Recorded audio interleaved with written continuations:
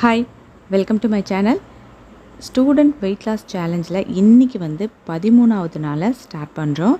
Morning ஹரிணிக்கு வந்து பார்த்திங்கன்னா kho kho milk கொடுத்துருக்கேன். அதே மாதிரி பிரேக்ஃபாஸ்ட்டுக்கு பொங்கலும் கத்திரிக்காய் கோஸ்தும் வந்து அவங்களுக்கு டிஃபனுக்கு கொடுத்துருக்கேன். ஹரிணி என்கிட்ட ஒரு கேள்வி கேட்டாங்க, அம்மா எனக்கு வந்து வெயிட் லாஸ் பண்ணுறதுக்காக தான் இந்த டயட் பிளானே நீங்கள் போட்டிருக்கீங்க, ஆனால் 3 வேளையும் நான் நல்லா சாப்பிட்ற மாதிரி தான் இருக்குது, எனக்கு எந்த டைம்லையுமே பசிக்கலை, இது எப்படிம்மா எனக்கு வெயிட் லாஸ் ஆகும் அப்படின்னு சொல்லி கேட்டாங்க. அவங்களுக்கு எழுற அந்த கேள்வி உங்களில் நிறைய பேருக்கும் வந்திருக்கும் இல்லையா? அதுக்கான பதில் நான் இப்போ சொல்கிறேன். இப்போ வந்து பார்த்திங்கன்னா இந்த 13 நாளில் ஹரிணிக்கு 3 வேளையும் நான் ஆகாரம் கொடுத்துருக்கேன். அது மட்டும் இல்லாமல் நடுவில் ஸ்நாக்ஸுக்கான ஒரு சில விஷயங்களும் பண்ணி கொடுத்துருக்கோம்.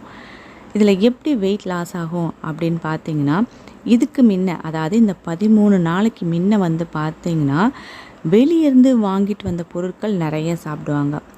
சமோசா, காளான், பன்னீர் பட்டர் மசாலா, அதுக்கப்புறம் வந்து பாவ் பாஜி, அப்புறம் வந்து சிப்ஸு, இது மாதிரி ஒரு ஸ்நாக்ஸுக்காகட்டும், இல்லைன்னா மதியம் சாப்பாட்டுக்கு கூட ஒரு பகோடா வச்சுட்டு சாப்பிட்றதாகட்டும், எல்லாமே நிறைய விஷயங்கள் வந்து வெளியேருந்து வாங்கிட்டு வந்து சாப்பிட்ருந்தாங்க. இப்போ இந்த ஒரு 13 நாளாக வந்து பார்த்திங்கன்னா அவங்களுக்கு வந்து ரைஸை வந்து நான் கம்மி பண்ணிட்டேன். நார்மலாக இப்போ சாப்பிட்ற ரைஸை விட 2 மடங்கு அதிகமாக சாப்பிடுவாங்க. அந்த ரைஸை வந்து கம்மி பண்ணிவிட்டு பதார்த்த வகையை வந்து கொஞ்சம் அதிகப்படுத்தியிருக்கேன். அதே மாதிரி ஒயிட் சுகரை வந்து முற்றிலுமாகவே நான் எடுத்துட்டேன். அதுக்கு பதில் வெல்லம் ஒரு சிலரால் முடியலன்னா நாட்டு சக்கரை கூட உபயோகப்படுத்திக்கலாம். வெல்லம் தான் நான் வந்து இப்போ அவளுக்கு வந்து கொக்கோ மில்க் கொடுத்துருக்கேன். வெளியேருந்து ஒரு பொருள் கூட வாங்கி நான் ஹரிணி கொடுக்கல. எல்லா ஃபுட் ஐட்டமுமே வீட்டில் செஞ்ச மாதிரி தான் கொடுத்துருக்கேன். அதுவும் இந்த 13 நாள் வந்து நான் முடிஞ்ச அளவுக்கு ஆயிலை வந்து கண்ட்ரோல் பண்ணியிருக்கேன். இதுதான் இந்த 13 நாளில் நான் இது வரைக்கும் செஞ்ச விஷயம். வெளியேருந்து எந்த ஒரு ஃபுட்டும் வாங்கி சாப்பிடாதது அப்படின்றதே ஒரு நல்ல விஷயம். ஏன்னா பெரியவங்க வெயிட் லாஸ் பண்ணும்பொழுது அவங்க வந்து மனசு பக்குவப்பட்டிருக்கும். அவங்க ஈஸியாக வெயிட் லாஸ் பண்ணும்பொழுது இதெல்லாம் சாப்பிடக்கூடாது அப்படின்னு சொல்லிட்டு ஸ்ட்ரிக்டாக மெயின்டைன் பண்ணுவாங்க.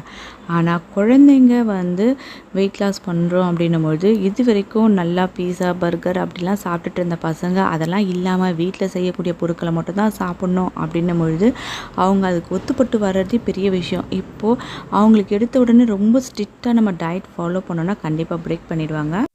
அதனால் ஒவ்வொரு ஐட்டமாக நம்ம வந்து கம்மி பண்ணிக்கிட்டே வந்தோம்னா அவங்க வந்து இந்த வெயிட் லாஸ் பண்ணக்கூடிய அந்த டயட்டில் வந்து அவங்களுக்கு சிரமம் இருக்காது. அதனால தான் நான் ஒவ்வொரு விஷயமாக ஹரிணிக்கு வந்து நான் குறைச்சிக்கிட்டே வந்திருக்கேன். இப்போ எக்ஸாம் வந்து நடந்துகிட்ருக்கு. இப்போ இந்த எக்ஸாம்லாம் முடிஞ்சதுக்கப்புறம் ஒரு 2 months கண்டிப்பாக வீட்டில் தான் இருப்பாங்க. ஏன்னா வீட்டில் இருக்கும்பொழுது அவங்களுக்கு ஒரு பசி அப்படின்னும்பொழுது நம்ம அதுக்கேற்ற மாதிரி ஆகாரங்கள் கொடுக்கலாம். அதனால் எக்ஸாம் முடிஞ்சதுக்கப்புறமா இந்த டயட்டை இன்னும் கொஞ்சம் ஸ்ட்ரிக்டாக ஃபாலோ பண்ணி இந்த 2 monthஸில் லீவ்லேருந்து ஸ்கூலுக்கு போகிறதுக்குள்ளே அவங்க எவ்வளோ வெயிட் லாஸ் பண்ணுறாங்க அப்படின்றத பார்க்க போகிறோம்.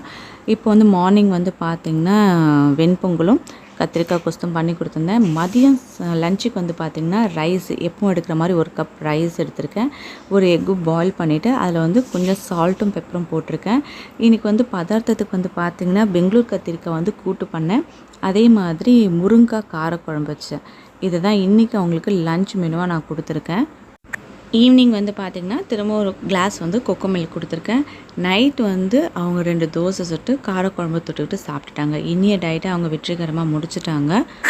இன்னும் ஒரு 10 daysல அவங்களுக்கு எக்ஸாம் முடிஞ்சதுக்கப்புறமா ஏப்ரல்லேருந்து பார்த்திங்கன்னா அவங்களோட டயட்டோட பிளான் எல்லாம் மாறிடும். கண்டிப்பாக உங்கள் வீட்டில் இருக்க பசங்க வெயிட் லாஸ் பண்ணணும் அப்படின்னு நீங்கள் நினச்சிங்கன்னா அவங்களுக்கு விருப்பப்பட்ட பொருட்களை நீங்கள் இப்போ தாராளமாக ஒரு 1 week வாங்கி கொடுங்க.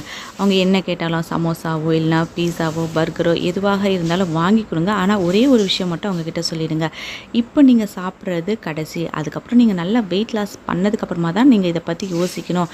சாப்பிடக்கூடிய பொருட்களை ரொம்ப அவசரமாக சாப்பிடாம பொறுமையாக சாப்பிட சொல்லுங்கள்.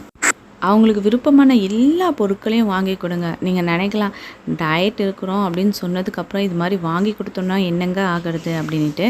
நீங்கள் அது மாதிரி ஒரு 2 days வந்து நீங்கள் அவங்களுக்கு விருப்பமான பொருட்களை செஞ்சு கொடுத்தோ இல்லை வாங்கி கொடுத்தோ அதுக்கப்புறம் நீங்கள் டயட் ஸ்டார்ட் பண்ணும்பொழுது அவங்களுக்கு சிரமம் அவ்வளோவா தெரியாது. அதே மாதிரி ஸ்டார்டிங்கில் இப்போ நான் எப்படி கொடுக்குறேனோ அது மாதிரி ஆகாரங்கள் கொடுங்க. வெளியேருந்து எந்த ஒரு பொருட்களும் வாங்கி கொடுக்காம வீட்டில் உங்களால் முடிஞ்ச அளவுக்கு செஞ்சு கொடுக்கறதுக்கு பாருங்கள். அதுக்கப்புறமா நீங்கள் டயட்டை கொஞ்சம் ஸ்ட்ரிக்ட் பண்ணிங்க அப்படின்னா அவங்க ஈஸியாக வெயிட் லாஸ் பண்ணுறதுக்கு உங்களுக்கு ஒத்துழைப்பாங்க. இந்த வீடியோ உங்களுக்கு பிடிச்சிருந்தது அப்படின்னா ஒரு லைக் பண்ணுங்கள். இதற்கும் சப்ஸ்கிரைப் பண்ணாமல் பார்க்கக்கூடிய வியூவர்ஸாக இருந்தால் சப்ஸ்கிரைப் பண்ணி பக்கத்தில் இருக்கிற பெல் ஐக்கானும் கிளிக் பண்ணிங்கன்னா ஃப்யூச்சரில் நான் போடக்கூடிய எல்லா வீடியோஸோட நோட்டிஃபிகேஷன் உங்களுக்கு உடனே கிடைக்கும். தேங்க்யூ.